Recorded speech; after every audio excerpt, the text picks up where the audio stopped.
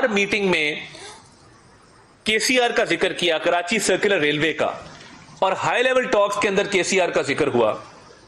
اور میں سمجھتا ہوں کہ یہ بہت بڑی بات تھی کہ چینی قیادت نے بھی اس کو بڑے اچھے پیرائے میں لیا, کراچی سرکولر ریلوے کے پروجیکٹ کو.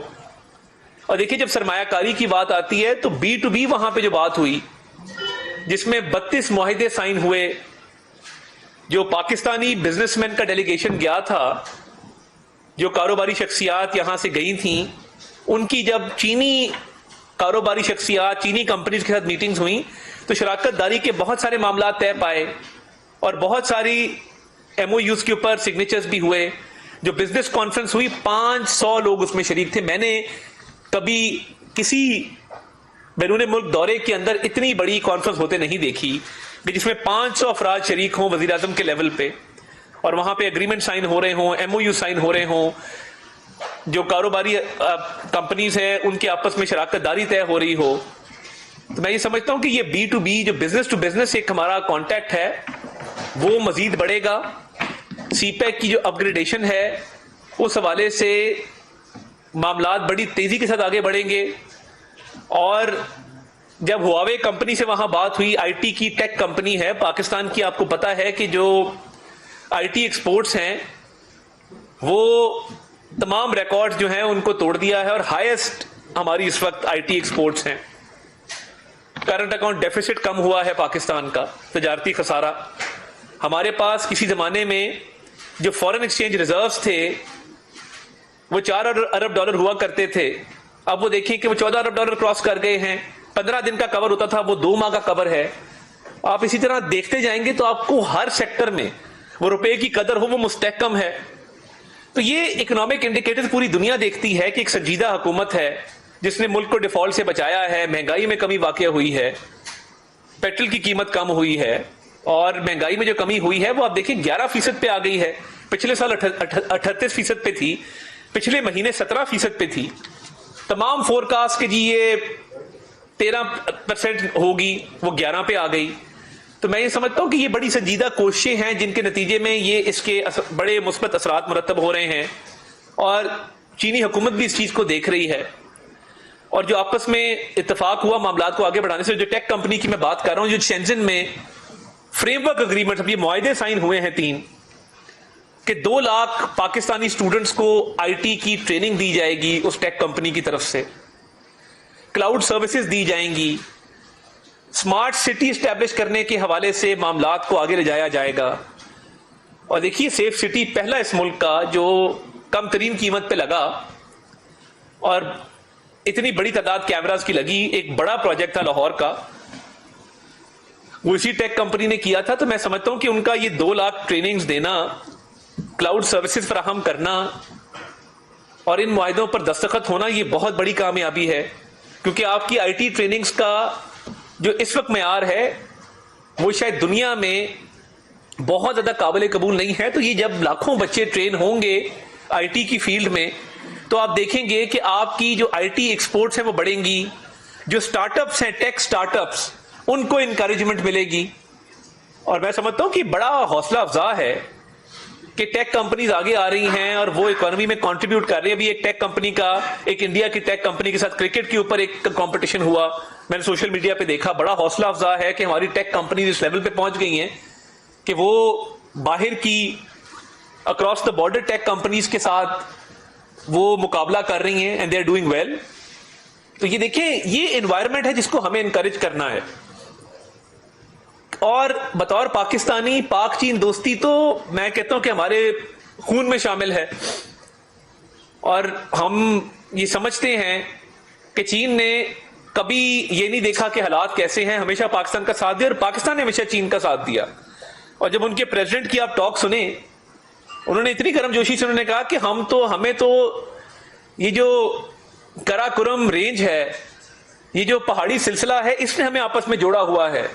ہمارے پہاڑ مشترکہ ہیں, ہماری سڑکیں مشترکہ ہیں, ادھر ارمچی سے ہم نکلتے ہیں, ادھر خجراب پاس سے ہم آگے نکلتے ہیں. تو ہم سائے بھی ہیں, اور ہمارا پیار محبت بھی ہے, اور ہم شراکت داری کے ذریعے آپس میں مزید جو بامی اتفاق ہے اس کے ذریعے معاملات کو آگے لے کر چلیں گے، اور یہ سی پیک کے اپ گریڈڈ ورژن کا فائدہ دونوں ممالک کی عوام کو پہنچے گا انشاءاللہ تعالی۔ اور پاکستان کے دشمنوں کو یہ بات ہضم نہیں ہوتی ہے، وہ اندرونی طور پہ دشمن ہوں یا بیرونی طور پہ ہوں، وہ کیا چاہتے ہیں؟ وہ چاہتے ہیں سیاسی عدم استحکام، وہ چاہتے ہیں دہشت گردی کا فروغ، وہ چاہتے ہیں کہ گوادر میں امن قائم نہ ہو، وہ چاہتے ہیں کہ پاکستان کو ہمیشہ عدم استحکام کا شکار کیا جائے۔ ان کو یہ کامیابیاں ہضم نہیں ہوتی ہیں کہ چین کے صدر اور پاکستان کے وزیر اعظم کیوں مل کے بیٹھے ہیں اور کیوں اتنی اچھی باتیں کر رہے ہیں اور کیوں آپس میں اتفاق کو بڑھا رہے ہیں۔ تو یہ ہمیشہ کوشش کی جاتی ہے کہ اس میں رکھنا ڈالا جائے، نقصان پہنچایا جائے، تو یہ انشاءاللہ تعالیٰ نہیں ہونے دیں گے۔ آج بھی ایک شہید کی قبر سے ہم ہو کے آئے ہیں صبح قصور میں۔ یہ قربانیاں ہیں جو پاک فوج کے افسران اور جوان دے رہے ہیں، پاکستان کی عوام دے رہے ہیں، security forces, police, rangers, customs, levies, navy, air force, یہ دے رہے ہیں۔ آج آپ دیکھتے وہاں پہ کیا مناظر تھے کہ 19 تاریخ کو اس ینگ کیپٹن کا نکاح طے تھا، اور جو قیامت اس گھر پہ ٹوٹی ہے اس کا اندازہ نہیں لگایا جا سکتا، کیونکہ جانے والے واپس نہیں آتے۔ وہ خلش، وہ غم ہمیشہ رہتا ہے۔ اور کیا حوصلہ ہے اس باپ کا اور اس ماں کا اور ان بہنوں کا جن کی سسکیوں کی آواز بھی نہیں آ رہی تھی، کیونکہ وہ کہہ رہے تھے کہ اللہ ہم سے راضی ہو گیا۔ آج اگر اللہ نے ہمارے بیٹے کو شہادت کے مرتبے میں فائز کیا تو اللہ ہم سے راضی ہو گیا۔ ایک اس کا بھائی لیفٹیننٹ وہاں پہ موجود تھا، ایک اس کے بڑے بھائی وہاں موجود تھے۔ تو دیکھیں یہ لوگ قربانیاں کیوں دے رہے ہیں۔ انشاءاللہ تعالیٰ یہ دہشت گردی کو جڑ سے اکھاڑیں گے۔ پرائم منسٹر صاحب نے چین کے دورے کے دوران بھی بشام کے واقعے کا ذکر کیا، ہر فورم پہ کیا کہ جو بشام کا واقعہ ہوا قرار واقعی سزا دی جائے گی تمام جو لوگ اس میں ملوث تھے، اور چینی باشندوں کی سیکیورٹی کو انشور کیا جائے گا، پرائم منسٹر کی سیکیورٹی سے بڑھ کے اس کو انشور کیا جائے گا۔ تو یہ سیاسی عدم استحکام پیدا کرنے والی قوتیں جو ملک کے اندر ہوتی ہیں، چاہے وہ سیاسی قوتیں ہوں یا ملک سے باہر ہوں، ان کی کوشش ہوتی ہے کہ یہ تعلقات پروان نہ چڑھیں۔ وہ کوئی نہ کوئی رکھنا چھوڑتے ہیں، کوئی نہ کوئی افواہ چھوڑتے ہیں، اور ایسے تعلقات کو ڈیمیج کرنے کی کوشش کرتے ہیں۔ یہ تعلقات پچھلے 76 سال میں ڈیمیج نہیں ہوئے تو اب کیسے ڈیمیج ہوں گے؟ اللہ تعالیٰ نے اس پاکستان کی خیر کرنی ہے، اور میں ہمیشہ کہتا ہوں کہ سیاسی جماعتیں، سیاسی لیڈر اور سیاست، یہ تمام چیزیں بعد میں ہیں، پاکستان سب سے پہلے ہے۔ اور دیکھیے کہ ایک نام نہاد لیڈر صاحب نے بین الاقوامی سطح پہ پاکستان کو ہر حوالے سے آئسولیشن کا شکار کیا تھا۔ آج پاکستان کی عزت بن رہی ہے، بین الاقوامی سطح پہ پاکستان کو اکنالج لوگ کر رہے ہیں، پاکستان کے ساتھ معاہدے کر رہے ہیں، پاکستان کی معیشت میں، پاکستان کی میں سرمایہ کاری کرنے میں وہ آپ کے ساتھ معاہدے کرنے کو تیار ہیں، وہ پاکستان کے ساتھ تجارت کرنے کو تیار ہیں، ان کی کمپنیز پاکستان میں بزنس کرنے کو تیار ہے۔ اور یہ کہا گیا کہ پاکستان میں فیکٹریز جو ہیں مزید بڑھائی جائیں۔ ایک آلریڈی یہاں پہ موبائل مینوفیکچرنگ یونٹ ہے کراچی میں، اور ادھر کے پی کے والی سائڈ پہ ان سے بات ہوئی، اور انہوں نے کہا کہ ہم 5000 ہم نے لوگوں کو امپلوائے کیا پاکستان کے اندر، ہم اپنی پروڈکشن بڑھائیں گے، ہم اپنی ایکسپورٹ بڑھائیں گے اور اربوں ڈالر انویسٹ کریں گے۔ تو دیکھیے یہ وہ چیزیں ہیں کہ جب سنجیدگی سے بات کی جائے تو لوگ باتوں کو سنتے ہیں، اور میں سمجھتا ہوں کہ یہ کامیاب ترین اور ایک جو تاریخی دورہ تھا۔ آپ دیکھیے کہ اگلے چند ہفتوں میں مزید پیش رفت ہوگی، اور یہ جو لاکھوں ٹریننگز ہیں آئی ٹی پروفیشنلز کی، جو کلاؤڈ سروسز ہیں، جو سی پیک کا فیز 2 ہے، بزنس ٹو بزنس معاہدے ہیں، گوادر پورٹ ہے، مین لائن 1 ML1 ہے، کراچی سرکولر ریلوے، ان پہ آپ تیزی سے پیش رفت دیکھیں گے۔ پر میری ایک گزارش ہے کہ میں جو دیکھ کے آیا ہوں، اور چینی وزیر اعظم کی طرف سے، چینی صدر کی طرف سے جو جذبات ہیں، اور جو انہوں نے پوائنٹ بائی پوائنٹ ایجنڈے پہ بات کی، اور وزیر اعظم صاحب نے میں سمجھتا ہوں جتنی پذیرائی ملی ہے، آنکھوں دیکھا حال ہے۔ جو عزت، جو تکریم انہوں نے کی ہے، میں سمجھتا ہوں کہ یہ پاکستان کی عزت ہے، پاکستانی عوام کی عزت ہے۔ تو یہ ہماری جو معیشت ہے اس کو مزید استحکام ملے گا، اور ہم انشاءاللہ تعالی دہشت گردی کی جنگ میں بھی کامیابی حاصل کریں گے، اور ان کو جو پاکستان کے دشمن ہیں، وہ سیاسی دشمن ہوں یا بیرونی دشمن ہوں، ان کو کامیاب نہیں ہونے دیں گے۔ کوئی بھی سیاسی لیڈر اتنا بڑا نہیں ہوتا کہ وہ پاکستان کو عدم استحکام کا شکار کر دے اور پاکستان کی ترقی میں رکاوٹ ڈالے. 2018 سے 22 ایک حکومت تھی پاکستان کے اندر. بین الاقوامی سطح پہ کیا معاملات تھے, دوست ممالک کو کیسے ناراض کیا گیا تھا, کیسے یہاں پہ 190 ملین پاؤنڈ جیسے سکینڈل ہوئے تھے, تفصیلات آپ کو پتہ ہیں. اور کاش آج اس شہید کی قبر پہ کھڑے ہو کے محسوس کرتے اس فیملی کا غم, پھر 1971 کی بات کرتے, پھر شیخ مجیب کی بات کرتے, پھر 9 مئی جیسے حملے کرتے, پھر کسی شہید کی یادگار کو نیچے گرانے کی جسارت کرتے. کبھی غم محسوس کر کے دیکھیں کسی کا. آپ کی سیاسی قربانی کیا ہے؟ پیپلز پارٹی سے پوچھیں جنہوں نے لاشیں اٹھائی ہیں, ہم سے پوچھیں جن کا وزیر اعظم اپنی بیوی کو بستر مرگ پہ چھوڑ کے آیا, جنہوں نے ڈیڈ باڈیز یہاں ریسیو کی ہیں, جن کو جیلوں کے اندر یہ پیغامات دیے گئے تھے, ہم سے پوچھیں. مگر کبھی پاکستان پہ آنچ نہیں آنے دی, پاکستان کی سالمیت پہ آنچ نہیں آنے دی. اور آپ لوگ ہیں کہ پاکستان کو ترقی کرتا دیکھ نہیں سکتے. تو میں یہ سمجھتا ہوں کہ یہ تاریخی دورے کے ثمرات جو ہیں وہ پاکستانی عوام تک بھی پہنچیں گے, معیشت پہ بھی اس کا ایک مثبت اثر آئے گا. اور جس طریقے سے شنزن کے اندر, شیان کے اندر, بیجنگ کے اندر MOU سائن ہوئے ہیں, معاہدے سائن ہوئے ہیں, میٹنگز ہوئی ہیں, اور ایک غیر روایتی گرم جوشی دیکھنے میں آئی ہے, انپریسیڈنٹڈ, ایک آؤٹ آف دا وے جانے والی جو بات ہوتی ہے, تو میں سمجھتا ہوں کہ یہ اس سے بہت بہتری ہوگی. اور آنے والے چند ہفتوں میں اس کے اثرات آپ دیکھیں گے کہ وہ پورے ملک پہ, پوری معیشت پہ آئیں گے. بہت شکریہ. ظفر صاحب, یہ آپ نے بتایا کہ اس مرتبہ چائنا کے وزٹ میں ایسے موضوعات پر گفتگو ہوئی جو اس سے پہلے کبھی ان موضوعات کا احاطہ نہیں کیا گیا. آپ ان کی نشاندہی کرنا پسند فرمائیں گے کہ وہ کون سے موضوعات تھے؟ دوسرا یہ ہے کہ پاکستان کے سیکورٹی کا جو سسٹم ہے جس سے چائنیز بڑے غیر مطمئن رہے ہیں, کیا آپ کو گفتگو کے دوران احساس ہوا کہ پاکستان کے سیکورٹی سسٹم کے بارے میں ان کے جو شکوک و شبہات ہیں وہ دور ہوئے ہیں؟ اور 18 سے 22 تک کی جو گورنمنٹ تھی, اس گورنمنٹ کے دور میں جو چائنا کے ساتھ, ویسے تو پوری دنیا کے ساتھ ہمارے تعلقات میں ایک نیا اختیار کیا, لیکن چائنا کے ساتھ جو تعلقات میں ایک ابتری, خرابی, بد اعتمادی, بے اطمینانی آئی, کیا آپ نے محسوس کیا کہ وہ ختم ہو گئی ہے؟ Thank you. دیکھیں, وزیر اعظم کے ساتھ chief of army staff general Syed Asim Munir کا وہاں پہ جانا اس بات کی دلیل ہے کہ ہم نے سیکیورٹی کے معاملات کو ایڈریس کرنے میں ایک سنجیدگی کا اظہار کیا ہے. اور میں سمجھتا ہوں کہ سیکیورٹی کے حوالے سے بجائے اس کے کہ چین کا جو چینی حکومت ہے یا چینی وفود تھے وہ بات کرتے, اس سے پہلے ہی وزیر اعظم نے اس بات کا اظہار کیا کہ ہم بشام کے واقعے پر بھی بھرپور جو ہے وہ تحقیقات جو ہو رہی ہیں, ملزمان کو کیفر کردار تک بھی پہنچایا جائے گا.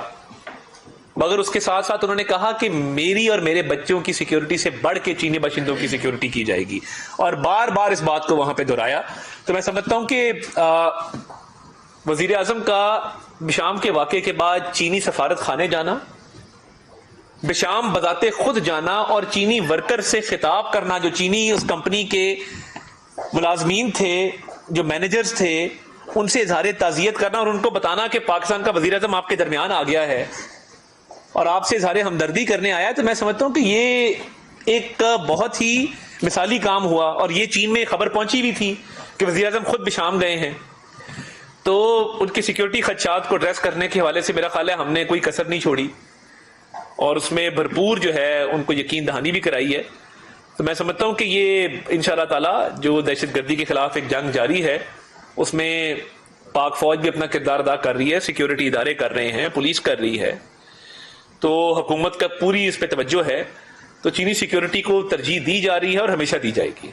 ثناءاللہ صاحب, سر ایک تو اس کو سم اپ کر دیں کہ جو بجٹ ہے اس میں آپ کتنی انویسٹمنٹ ایکسپیکٹ کر رہے ہیں G2G اور پرائیویٹ سیکٹر سے. دوسرا ایک خبریں چل رہی ہیں کہ دورے کے دوران کوئی سوشل میڈیا سیفٹی وال بھی آپ نے کوئی ایگریمنٹ کیا ہے وہاں پر جو پاکستان میں لگائی جائے گی سوشل میڈیا کو کنٹرول کرنے کے لیے جیسے چائنا میں ہے, تو یہ بھی کوئی ایگریمنٹ ہوا ہے؟ کاش آپ کا سورس مجھے پتا ہوتا کہ جہاں سے آپ خبریں لیتے ہیں جو میں نے پہلے کبھی نہیں سنی ہوتی, میری بھی معلومات میں اضافہ ہو جاتا. میں اپنے آپ کو ایک کمزور وزیر اطلاعات تصور کرتا ہوں جب آپ کا سوال میرے سامنے آتا ہے ایک تو کسی فائر وال کے حوالے سے، یہ لفظ میں نے سنا ہی نہیں پورے دورے میں، فائر اور وال. یہ وال دیکھی، وہ اس کو کہتے ہیں گریٹ وال آف چائنا، دیوار چین اسے کہتے ہیں. وہ اس کا جہاز سے نظر آئی جب بیجنگ ہم لینڈ کر رہے تھے. اس وال کے علاوہ نہ کسی وال کا ذکر ہوا، نہ کوئی وال میرے سننے میں آئی. اور دیکھیے جب سرمایہ کاری کی تجارت کی بات ہوتی ہے تو آج کل تو اس کا حجم اربوں ڈالر میں ہوتا ہے. ابھی جو ایم او یو سائن ہوئے ہیں، معاملات آگے بڑھے ہیں، ایک حتمی فگر سامنے آ جائے گا، جلد آ جائے گا. مگر یہ بات ضرور ذہن میں رکھیے کہ ابھی حکومت کے 100 دن پورے نہیں ہوئے. آپ تاریخ اٹھا کے دیکھیے کہ سالوں کا کام مہینوں کے اندر ہو رہا ہے.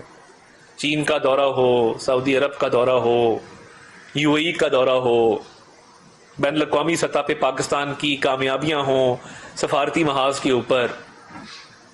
کچھ پیش رفت جلد آپ کے نوٹس میں ہم دیں گے چین کے وزٹ کے حوالے سے. مگر میں یہ سمجھتا ہوں کہ ان 92-93 دنوں کے اندر جو کامیابیاں ہم نے سمیٹی ہیں اور جو معاملات جس طرف چل پڑے ہیں، اللہ تعالیٰ پاکستان کی خیر کرے. میں سمجھتا ہوں کہ یہ ایک تاریخی موڑ ہے اور آپ دیکھیں گے کہ ہم ترقی کی نئی منازل جو ہیں وہ طے کریں گے انشاءاللہ. یاسر ملک صاحب، عطا صاحب یہ بتائیے گا کہ پاکستان پیپلز پارٹی حکومتی اتحاد میں اس وقت شامل بھی ہے. سینئر رہنما ہے پاکستان پیپلز پارٹی کے خورشید شاہ صاحب، ان کی جانب سے میں ہیڈ لائن خراب نہیں کرنی، چین تے رہن دیو، اس پہ بعد میں بات کر لیں گے. آپ میرے سے وی لاگ کر لیجیے گا.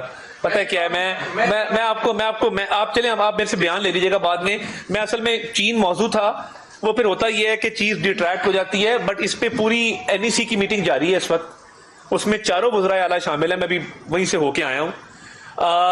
ایک پریس کانفرنس اس پہ وزیر خزانہ اور وزیر منصوبہ بندی کریں گے. میں کوشش کروں گا کہ 5-5:15 بجے ایک پریس کانفرنس کرا دی جائے تاکہ آپ کی معلومات میں بھی اضافہ ہو. اور این ای سی میں آج کیا طے ہوا ہے چاروں صوبوں کے ساتھ، اور تھوڑی سی بجٹ کے حوالے سے جو چیزیں آج طے پائی ہیں وہ آپ کے نوٹس میں دے دیں. میرا موضوع چین ہے. اگر این ای سی سے پہلے پیپلز پارٹی اور باقی چیزوں پہ کامنٹ کر دیا تو میں سمجھتا ہوں کہ اس پریس کانفرنس کا پھر فائدہ نہیں رہے گا. مہربانی. زاہد فاروق صاحب. جناب بلا شبہ بڑی کامیابیاں آپ کی دورہ چین کے حوالے سے، اور وہیں سے کچھ امید تھی جس کی وجہ سے شاید لگا بجٹ بھی تھوڑا سا لیٹ ہوا. تو وہ جو ادھر سے کامیابیاں ملی ہیں، عوام کے اوپر اس کے اثرات کا تعلق ہوں گی.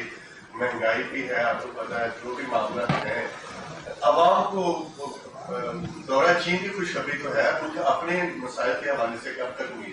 دیکھیں یہ ہوتا کیا ہے، جس طرح پنکھا چلتا ہے نا، ایکسچینج ریٹ اس طرح فلکچویٹ کر رہا تھا، 312 310.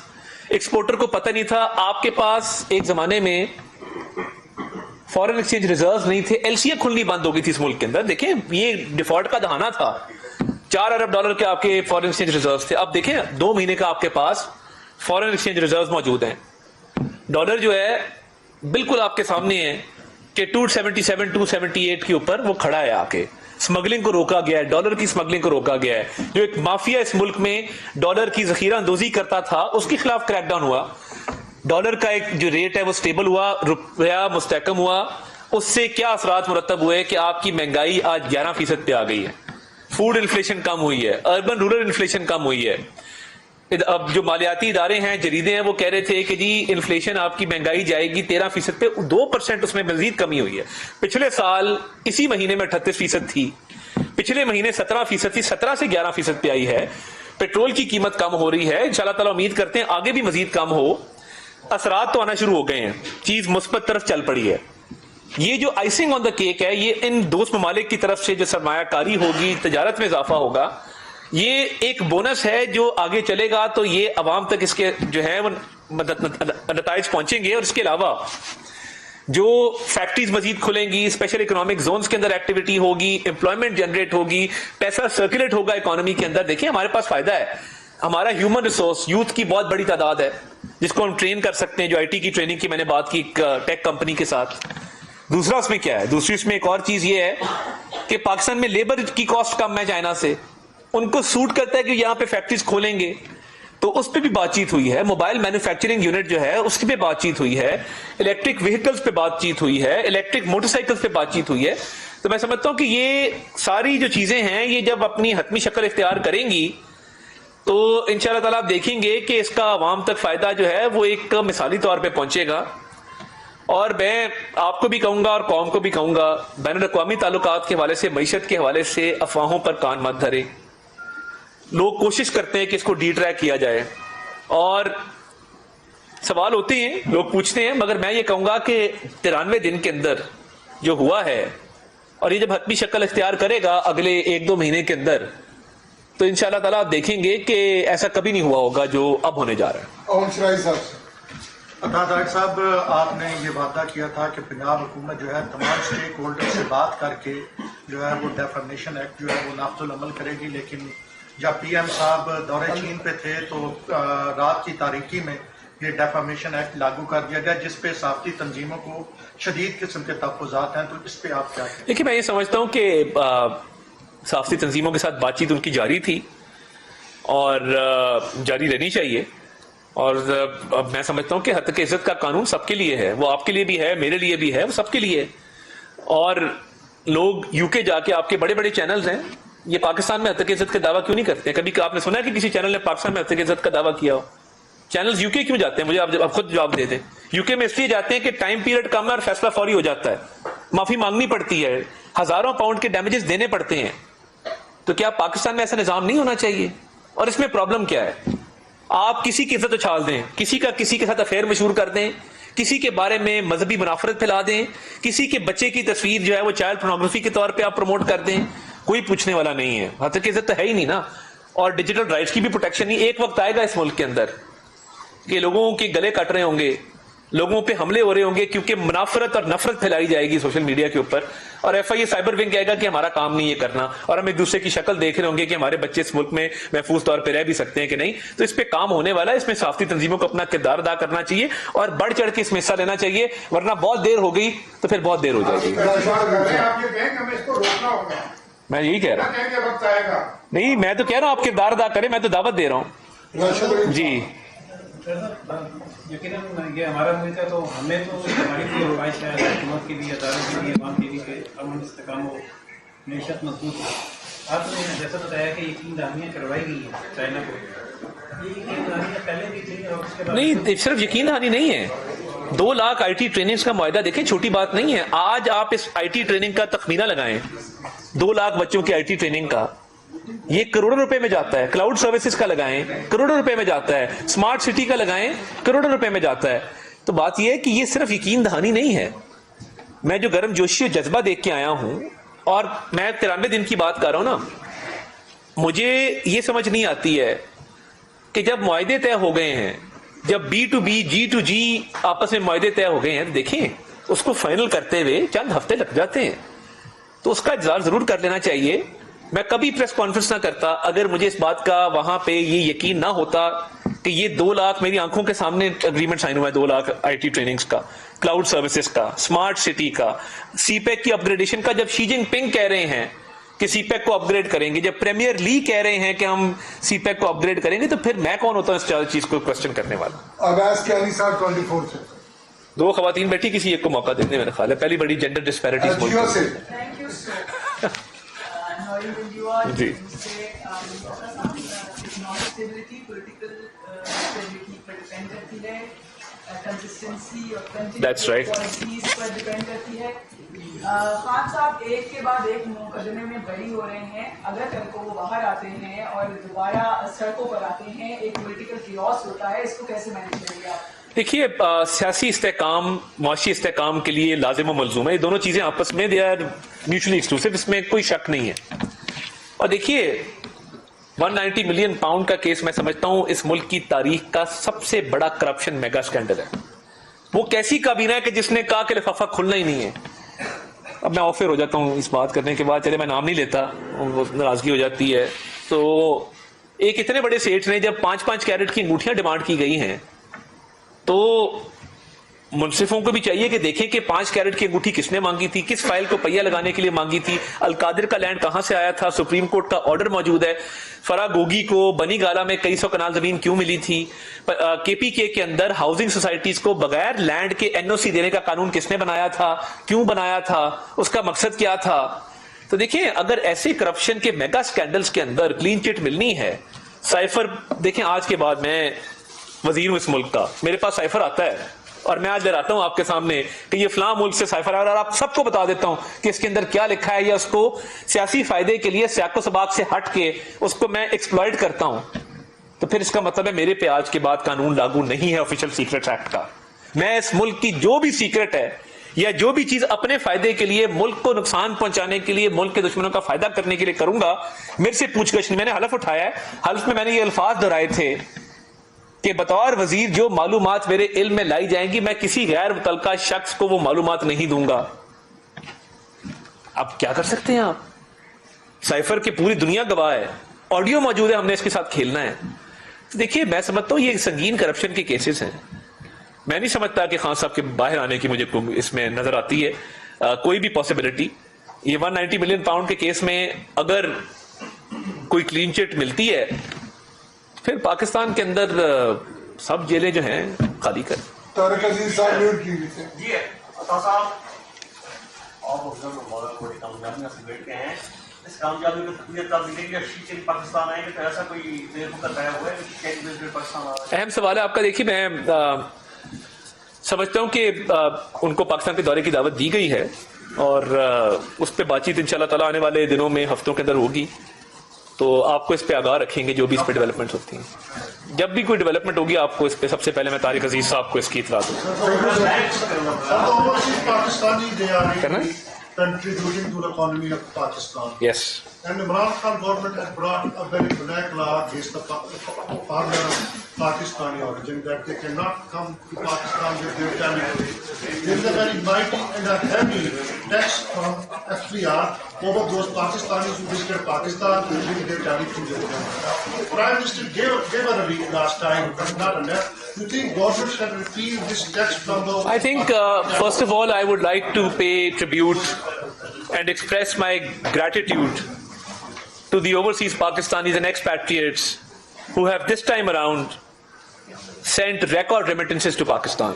I think that step is something which must be appreciated. Secondly, there is a certain amount of mobile phones that you can bring into a country.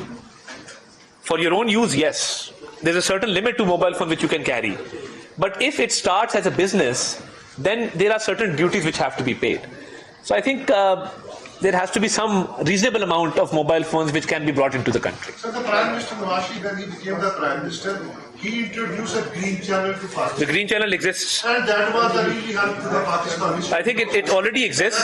That's what his effort. And he did efforts many times for the overseas Pakistani. Sir, if one telephone, one farmer bringing him, I think this is not against any of them. Let me look into it. Let me look. Thank you जी बहुत शुक्रिया. बच्चा आपसे मिलना चाहता है. मैं भी लाभ नहीं करता.